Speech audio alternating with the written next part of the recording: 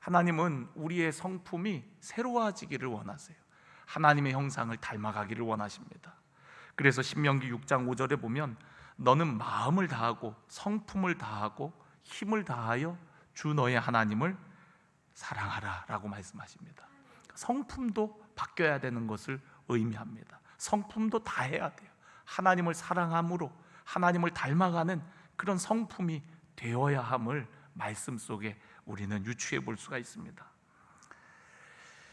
여러분, 오늘 저와 여러분이 정말 성품이 달라지기를 원합니다. 여러분, 성품이 참 중요해요. 왜냐하면 성품이 따라주지 않으면 아무리 청산유수와 같은 말을 한다 할지라도 거의 쓸모가 없어집니다. 아무리 옳은 말을 해도 우리의 성품이 좋지 않으면 그 말에는 힘이 생기질 않아요. 우리가 평생 얼마나 많은 일을 이룰지라도 성품이 좋지 않으면 한순간에 그 모든 것들을 잃을 수 있습니다. 남들이 알만한 가치가 있는 사람인지는 그 사람의 내면, 성품을 통해서 우리는 알게 되어져요. 이 사람 더 만나고 싶고 더 궁금하고 더 사귀고 싶고 이야기하고 싶은 사람은 성품이 좋은 사람입니다. 모든 인간관계에는 성품 때문에 되기도 하고 깨져버리기도 합니다. 성품은 실패와 성공과 부당한 대우와 고통에 대한 우리의 반응을 어떻게 할 건가를 결정짓게 되어져요. 그러니까 우리의 삶에 성품은 모든 면과 맞닿아 있습니다. 성공과 실패, 또 우리가 하는 모든 일들, 또 관계들, 이 모든 것들이 성품과 맞닿아 있어요. 그렇기 때문에 성품은 너무 중요한 거예요. 우리의 삶의 행복을 결정짓는 것이 어떻게 보면 성품입니다. 모난 성품 때문에 행복했다가도 불행해지기도 하고요, 좋은 관계였다가도 좋지 않은 관계로 되어버리고 맙니다. 그렇기 때문에 여러분, 우리의 성품을 훈련하고 또 변화시켜가고 주님을 바라봄으로 주님을 닮아가려고 우리는 부단히 애를 써야 돼요. 그런데 그 마음의 변화는 내 힘만으로는 되어지는 것이 아닙니다. 우리 안에 성령께서 역사하셔야 되는 줄로 믿습니다. 그래서 성령님께 전적으로 내 마음을 열고 나의 그런 부족한 부분들, 또 연약한 부분들을 고쳐주시고 치유해 주시고 새롭게 해주시기를 간구해야 돼요. 저도 참 좋은 성품은 아니었어요. 물론 지금도 변화되어져 가는 그런 과정 중에 있습니다. 그리스도의 완전을 향하여, 성화를 넘어 그리스도의 완전을 향해 나아가기 위해서 더 높은 가치를 향해 끊임없이 매일매일 그리스도를 바라보며 그분을 닮아가려고 합니다. 아직까지도 너무너무 부족합니다. 이룬 것이 없는 것 같고 내 스스로도 하나님 앞에 그저 엎드릴 수밖에 없습니다. 그러나 우리가 주님을 바라볼 때 언젠가 주님께서 우리를 주님과 같은 모습으로 변화시켜 가게 하실 줄로 믿습니다. 바라봄의 법칙이라고 하는 얘기를 들어보셨죠? 뭘 바라보느냐가 그 사람의 삶을 좌우한다 그래요. 큰 바위 얼굴 이야기를 보면은 큰 바위 얼굴을 늘 바라봤던 그 동네 꼬마가 어른이 되어서 큰 바위 얼굴을 가장 닮은 것처럼 우리가 무엇을 바라보느냐가 결국에는 우리의 얼굴을 또 우리의 성품을 바꾸어 놓는다는 것이죠. 저는 오늘 주 예수 그리스도를 바라보기를 원합니다. 예수님만 바라보고 예수님을 닮아가는 예수님의 사람들이 되어지길 원합니다. 저 역시도 그것을 향해 끊임없이 나아가는 것이고 우리 모두가 그 예수님을 바라보고 나아가야 되는 줄로 믿습니다. 오늘 특별히 성품에 대해서 말씀을 나눌 때 순종에 대한 성품을 이야기하려고 합니다.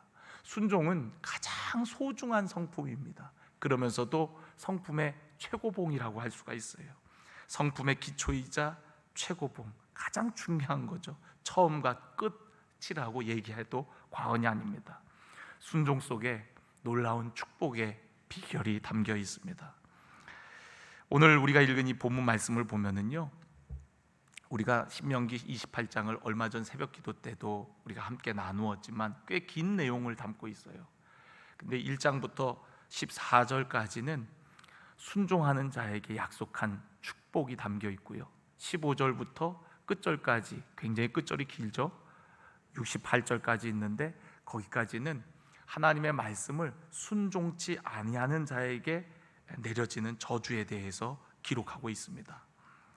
여러분, 왜 이걸 기록해 놓으셨을까요? 순종함으로 복을 받기를 원하시는 마음으로 하나님께서 기록해 놓으셨을까요? 아니면 너희들 이런 벌 좀 받아봐라 하면서 이걸 기록해 놓으셨을까요? 순종하기를 바라는 마음으로 이 말씀을 기록해 놓은 거죠.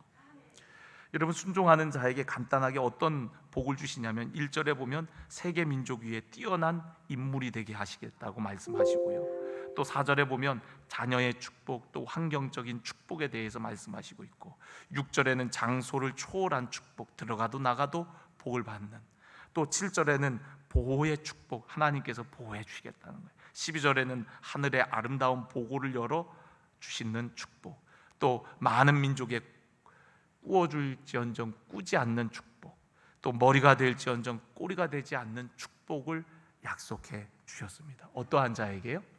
순종하는 자에게. 그러니까 여러분, 하나님은 우리에게 순종할 때 우리에게 내려지는 축복에 대해서 설명해 주시고, 불순종할 때 우리에게 내려지는 저주에 대해서 명확히 제시하신 후에 우리로 하여금 어떻게 살 것인지 선택하라고 우리가 말씀하시는 겁니다. 여러분, 어떤 선택을 하셔야 되겠어요?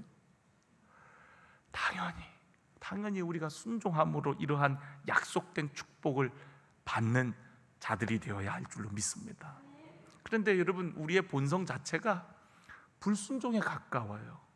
우리 어려서 아이들이 엄마 아빠를 제일 먼저 배운다면 그 다음에 빨리 배우는 언어가 뭡니까? 싫어. 이런 걸 잘 배워요. 그러니까 우리 본성은 가르쳐주지 않아도 싫어라는 말을 너무너무 쉽게 배웁니다. 그러니까 우리의 본성이 순종하는 마음보다는 불순종하려고 하는 마음이 더 가까워요. 순종이라는 것은 하나님의 명령을 따르는 겁니다. 하나님이 하신 말씀을 그대로 행하는 것을 순종이라 그래요. 순종의 모범을 보이신 아브라함, 우리 믿음의 조상 아브라함을 볼 때에 그는 75세에 갈대아 우르에서 하나님께로부터 부름을 받습니다. 근데 부름을 받았을 때 어디로 가야 될지 갈 바를 알지 못하고 하나님의 말씀에 순종함으로 나아갔다 그랬어요. 여러분, 75세면 꽤 많은 나이잖아요. 그 나이에는 변화를 싫어하는 나이입니다. 그런데 그때 말씀하신 그 말씀을 붙들고 순종함으로 나아갔다는 거예요. 또 아브라함의 나이 99세에 하나님께서는 아브라함에게 할례를 명하십니다. 여러분, 할례는 그 나이에 한다는 것은 정말 죽음과도 같고 수치스러운 일과 같아요. 그런데 그런 고통이 따름에도 불구하고 하나님이 말씀하셨을 때에 아브라함뿐만 아니라 그 온 집안의 남자들이 다 할례를 행하게 되어집니다. 순종하는 거죠. 또 그가 100세에 낳은 아들 이삭을 어느 날 갑자기 바치라고 했을 때 아브라함은 주저하지 않고 아침 일찍 일어나 이삭을 데리고 모리아산으로 향하게 되어집니다. 그리고 하나님의 말씀에 조금도 주저함 없이 그 아들을 하나님 앞에 드리려고 했어요. 그때 하나님께서 멈추라고 하시고 그에게 뭐라고 말씀하십니까? 창세기 22장 16절부터 18절까지의 말씀을 우리 한번 같이 읽어보겠습니다. 이르시되 여호와께서 이르시기를 내가 나를 가리켜 맹세하노니 내가 이같이 행하여 내 아들 내 독자도 아끼지 아니하였은즉 내가 내게 큰 복을 주고 내 씨가 크게 번성하여 하늘의 별과 같고 바닷가의 모래와 같게 하리니 내 씨가 그 대적의 성문을 차지하리라. 또 내 씨로 말미암아 천하 만민이 복을 받으리니 이는 내가 나의 말을 준행하였음이니라 하셨다 하니라. 할렐루야. 여러분, 이는 내가 나의 말을 준행하였음이니라. 아브라함이 하나님의 말씀을 잘 준행하였기 때문에 이러한 복을 내게 주겠다라고 말씀하세요. 그러니까 여러분, 순종은 하나님의 축복을 받는 비결인 거예요. 저와 여러분이 하나님의 말씀에 그저 순종함으로 여러분 축복의 주인공이 되시기를 주의 이름으로 간절히 축원합니다. 또한 순종은요, 구속의 신비입니다. 여러분, 인류가 아담으로부터 죄를 짓고 온 세상이 죽음에 이르게 되었지 않습니까? 아담 한 사람의 불순종으로 말미암아 인류의 죄가 들어오고 사망에 이르게 되었다는 거예요. 그러나 둘째 아담인 예수 그리스도께서 오셔서 순종하심으로, 죽기까지 순종하심으로 우리에게 의가 되셨다라고 말씀하고 있어요. 로마서 5장 19절 같이 읽습니다. 한 사람이 순종하지 아니함으로 많은 사람이 죄인 된 것 같이 한 사람이 순종하심으로 많은 사람이 의인이 되리라. 여러분, 한 사람의 순종함으로 많은 사람이 의인이 되어지는 구속의 신비가 바로 순종함으로 있는 거예요. 빌립보서 2장 8절부터 11절의 말씀을 보면 사람의 모양으로 나타나사 자기를 낮추시고 죽기까지 복종하셨으니 곧 십자가에 죽으심이라. 죽기까지 예수님께서 복종하셨다는 거예요. 순종하셨다는 거예요. 이러므로 하나님이 그를 지극히 높여 모든 이름에 뛰어난 이름을 주셨고 하늘에 있는 자들과 땅에 있는 자들과 땅 아래에 있는 자들로 모든 무릎을 예수의 이름에 꿇게 하시고 모든 입으로 예수 그리스도를 주라 시인하여 하나님 아버지께 영광을 돌리게 하셨느니라. 할렐루야. 여러분, 순종하는 자를 하나님께서 높이시는 거예요. 그런 사람을 하나님께서 가장 존귀하게 하신다는 겁니다. 그러니까 여러분, 순종하는 것이 그 사람의 종이 되는 것이 아니라 순종을 통해서 하나님은 그 사람을 더 높이신다는 거예요.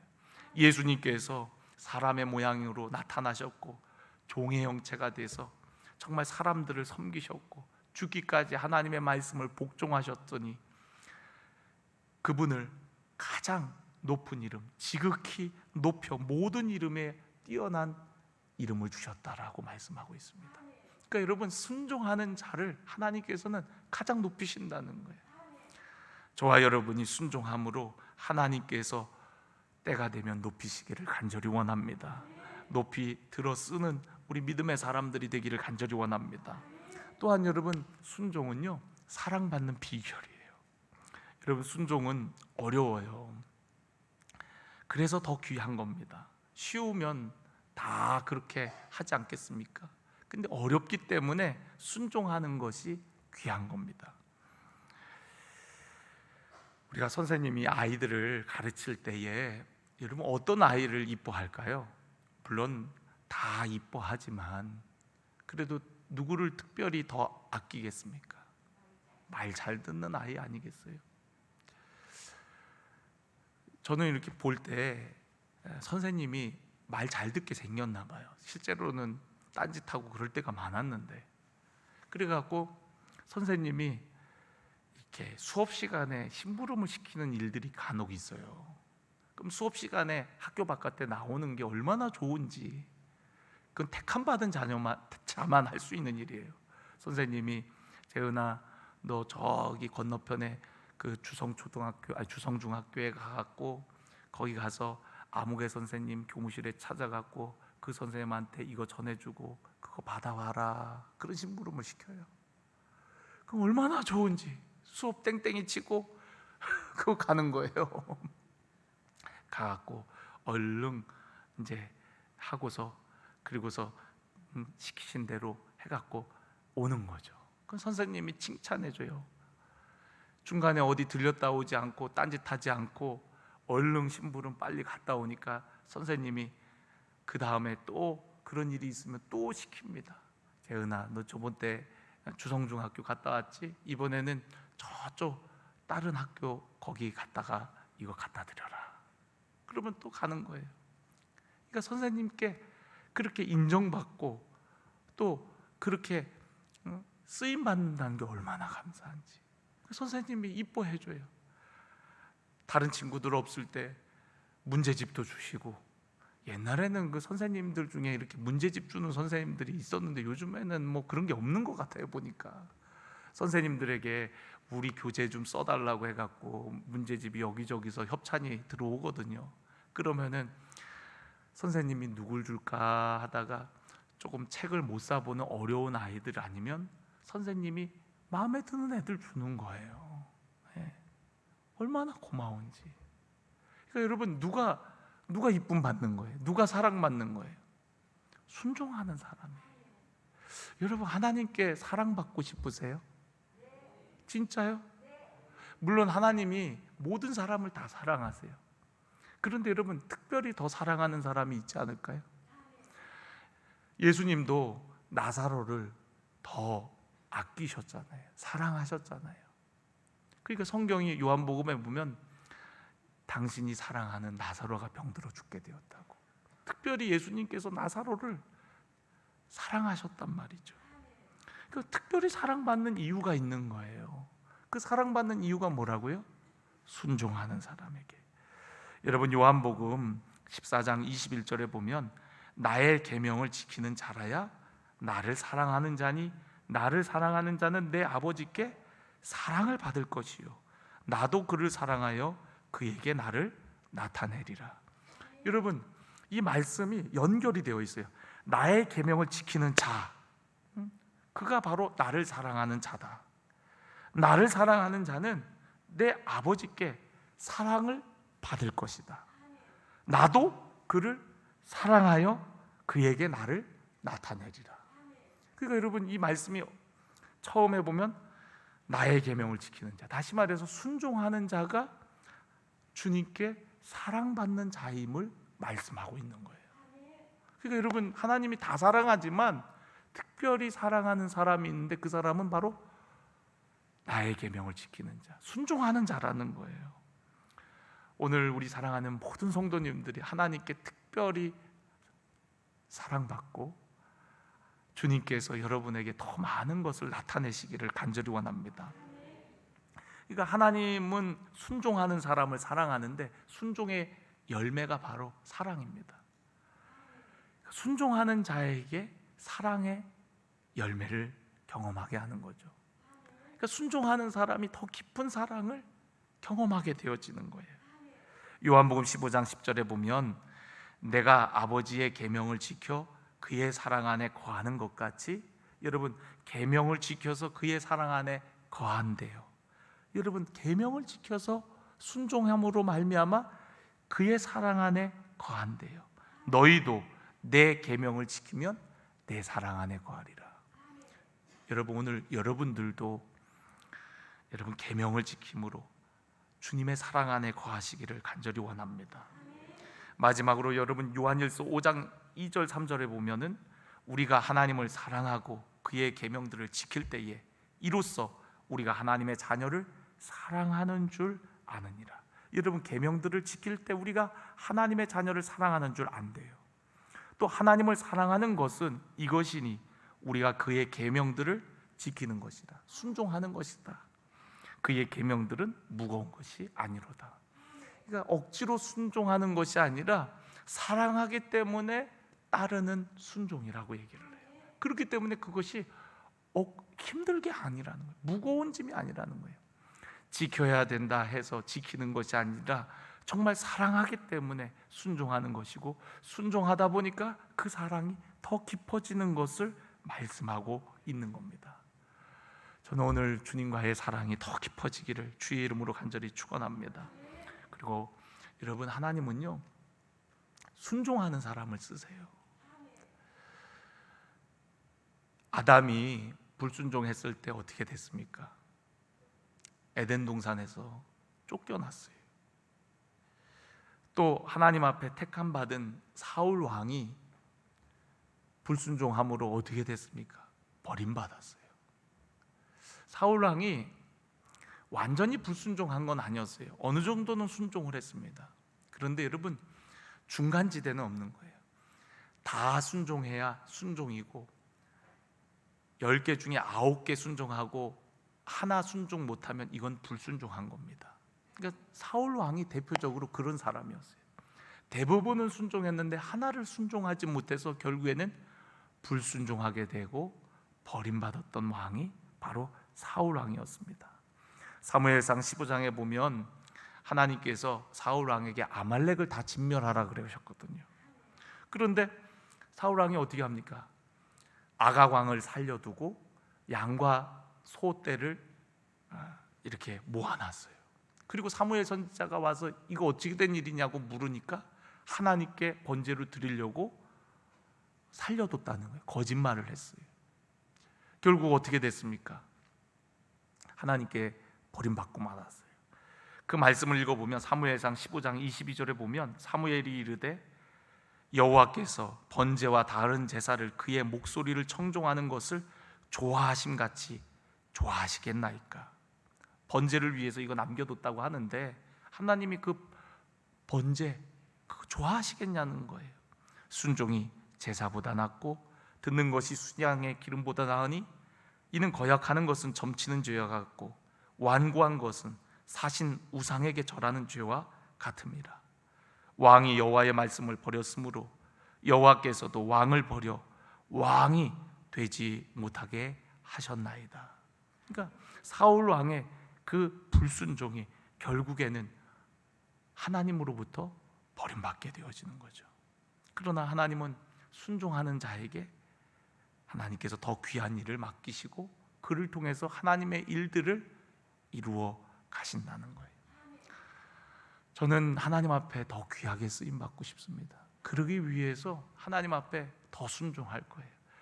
내 삶에 순종하지 않는 것이 무엇인가? 하나님께서 내 마음에 감동 주시고 은혜 주신 것에 순종하지 못했던 것이 무엇이나 늘 저 자신을 살피고 철저히 돌아보서 하나님 말씀 앞에 회개하고 그리고 더 철저히 자복하며 하나님 말씀에 순종하는 삶이 되어지기를 주의 간절히 원합니다.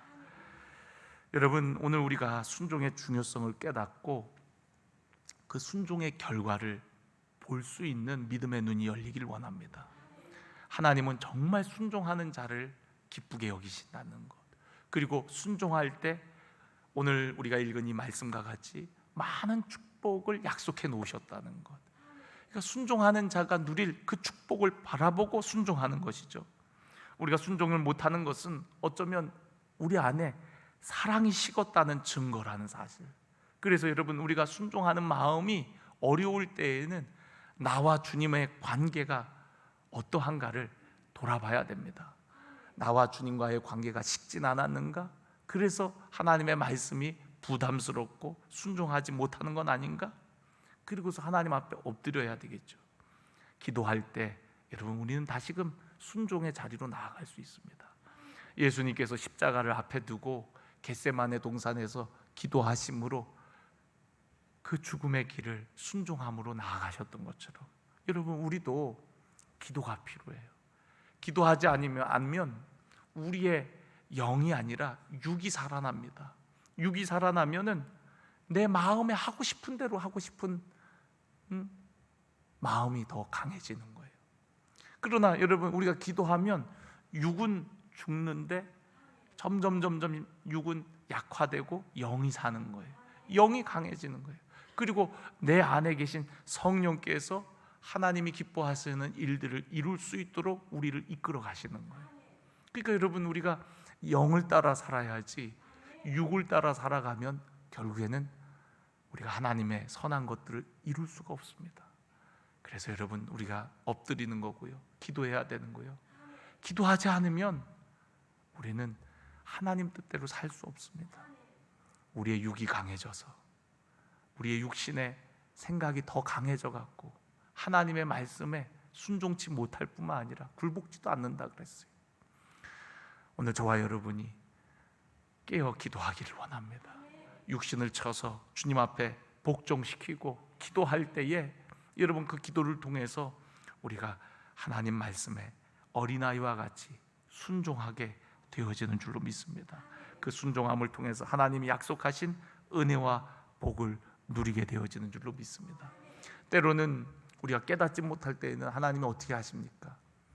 때로는 고난과 징계를 통해서라도 우리의 삶을 순종으로 이끄세요. 그래서 여러분, 고난이 축복이라고 얘기하는 겁니다. 내가 고난 당함으로 말미암아 내가 주의 윤례를 지키게 되었다라고 말씀합니다.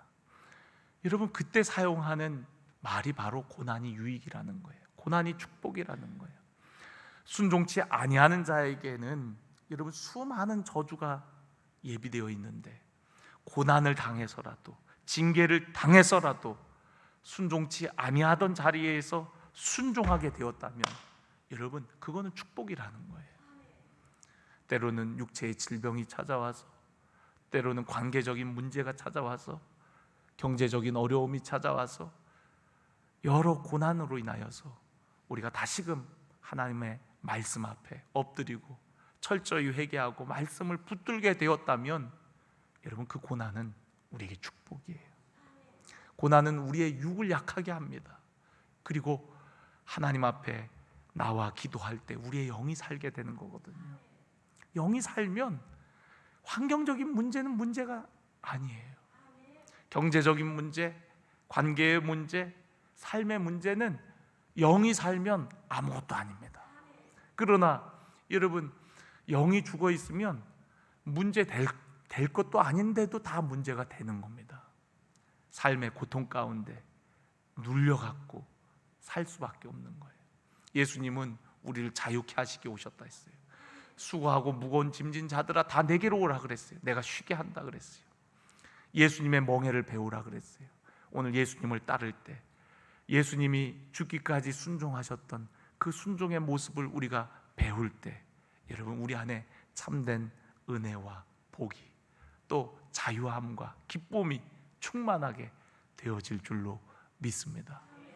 우리 교회의 머리는 예수 그리스도고, 저부터도 예수님의 말씀과 명령에 순종하며 나아갈 것이고, 여러분들도 주님의 말씀과 명령에 순종함으로 나아감으로 말미암아 우리 교회, 저를 비롯한 모든 우리 지체들이 하나님의 크신 은혜와 복을 받아 누리시기를 주의 이름으로 간절히 축원합니다. 순종이 중요합니다. 여러분, 순종하심으로 꼭 그 은혜와 복을 누리는 하나님의 사람이 되시기를 간절히 원합니다.